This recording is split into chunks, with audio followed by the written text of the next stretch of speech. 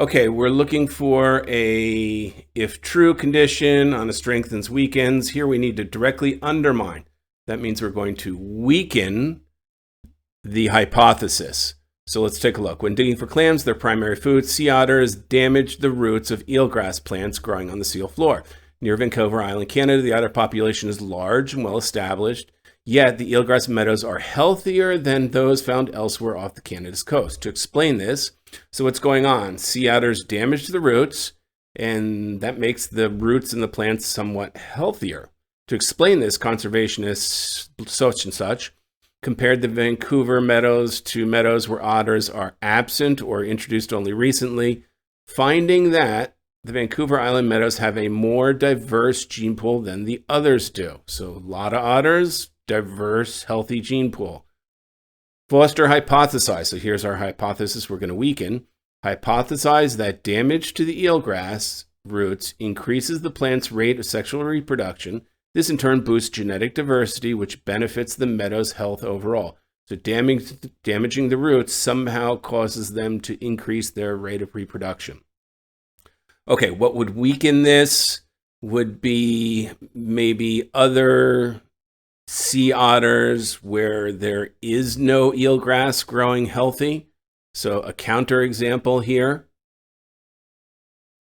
Perhaps a lack of sea otters with eelgrass growing just as healthy. That might also be a good counterexample. Let's see if we can find either in the answers. A, at some sites in the study, eelgrass meadows are found near otter populations that are small. And okay, so that just tells us something about what some of the sites in the study had in terms of otter population. That doesn't weaken or strengthen our case. It's irrelevant. B, at several sites not included in the study, there are large, well-established sea otter populations, but no eelgrass meadows. Okay, that shows a lot of otters, but no eelgrass, meaning it's not necessarily clear that otters are causing the eelgrass, and that's not in the study. So those would be counterexamples. I think that's going to be it. Let's just check C and D. C, at several sites not included in the study, eelgrass meadows' health correlates negatively with the length of residence and size of otter population. So eelgrass meadows' health correlates negatively with the length of residence and size of otter populations. So why the length of residence? The size of otter populations. This is showing a negative correlation. Above was a positive correlation. This could be it. And it might be better than the single example in B. Let's just see. But length. So what's the hypothesis? Damage to eelgrass roots increases the plant's rate of sexual. Okay. And the evidence for it is large and well established. So here we're saying large and well established negatively correlates to eelgrass meadow health. Boy, I think that might be a better answer than B, actually. I'm going to circle that too, just temporarily. D, at some sites in the study, the health of plants unrelated to eelgrass correlates negatively with the length of residence and size of plants unrelated to eelgrass. That's just not part of our hypothesis, so that's not going to be correct. So these look to both be correct, but let's see which one's better, B or C. At several sites not included in the study, okay, there are large, well-established sea otter populations, but no eelgrass. Wait, okay, it could be there just was never eelgrass there, right? That doesn't necessarily say eelgrass and otters correspond to each other. It's just maybe there wasn't any eelgrass period to be affected or not affected. That could be the scenario. That's not correct. So a little tricky B, but not exactly the same thing. C shows a negative correlation there, which is weakening the claim. Okay, 39. If true again, here we're going to support the prediction of the researchers.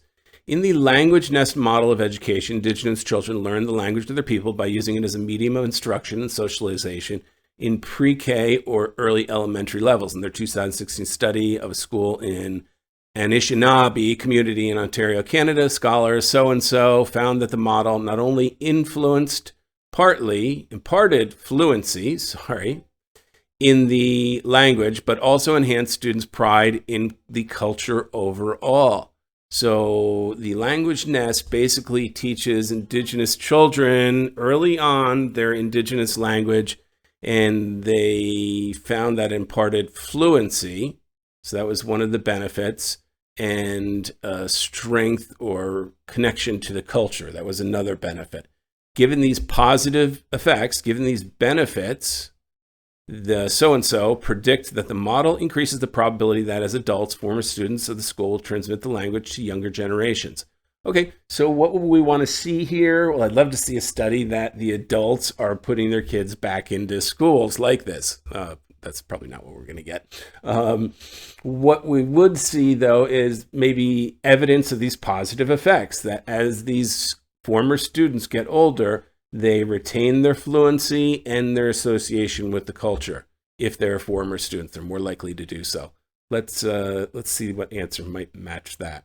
A, Anishinaabe adults who didn't attend the school feel roughly the same degree of cultural pride. No, that would not support it. That would work against our claim, right?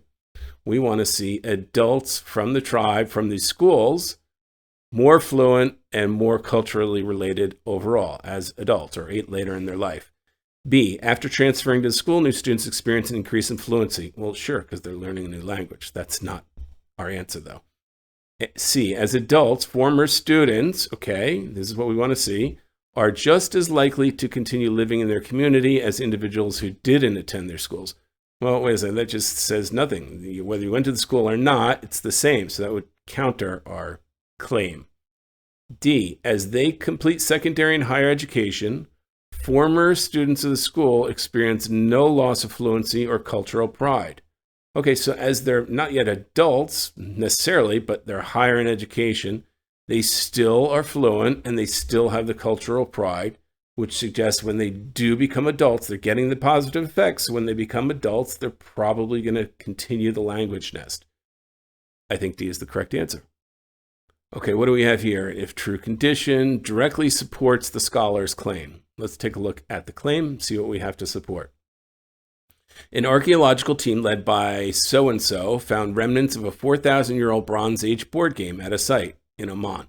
Little is left of the game except a stone board which is carved with a grid and has places to hold game pieces. Some scholars claim, so here's our claim we have to support, the game was largely played by traders. So why would it have been played by traders? How would we support that?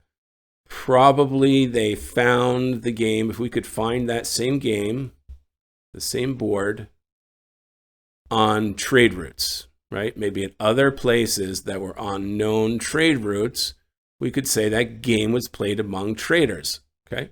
So A, other examples of the game dating to the same period have been found in the remains of several homes in the region, including, okay, that just means people in the region and their homes played it. That doesn't support traders playing it, okay? So that's not going to meet our condition.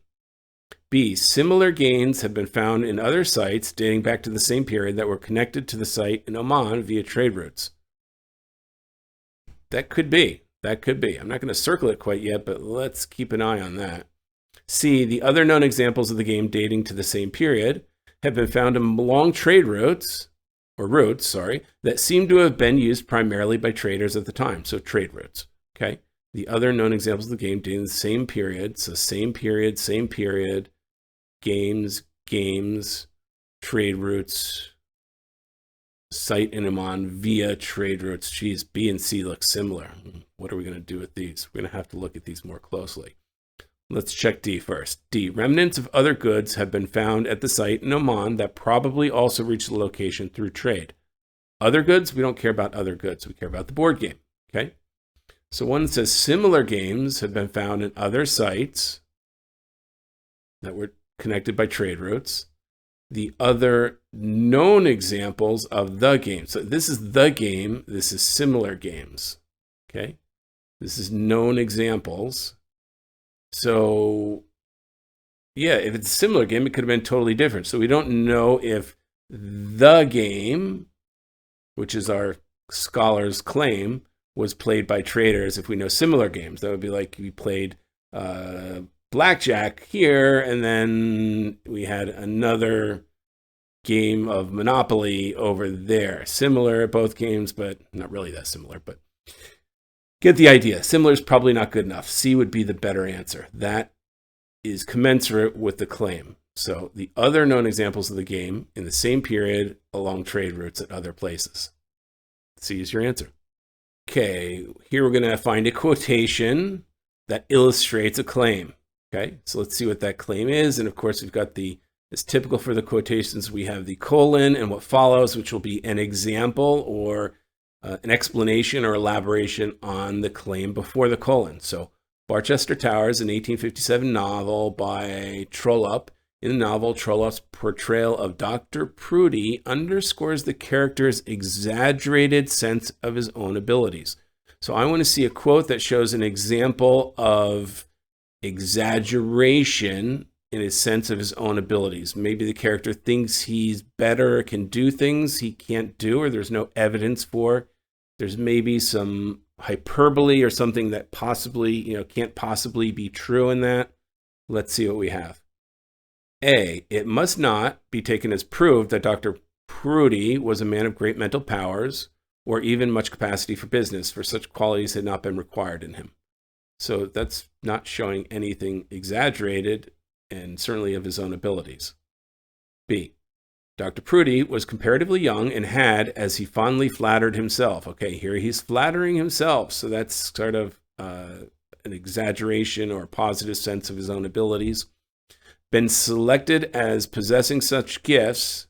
So he flattered himself possessing such gifts, which means he didn't necessarily possess them. So that would be exaggerated. This looks like it's going to be it. Natural and acquired, as must be sure to recommend him to a higher notice. So he flattered himself as being selected with possessing such gifts that were natural and acquired that he was sure to be recommended to a higher notice. In other words, he should have been better off. Yeah, that's definitely going to be our answer. Let's just check C and D. Dr. Prudy's residence in the metropolis, rendered necessary by his duties thus entrusted to him, his high connections, and the peculiar talents and nature of the man recommended him to persons in power. That's saying, he actually was talented.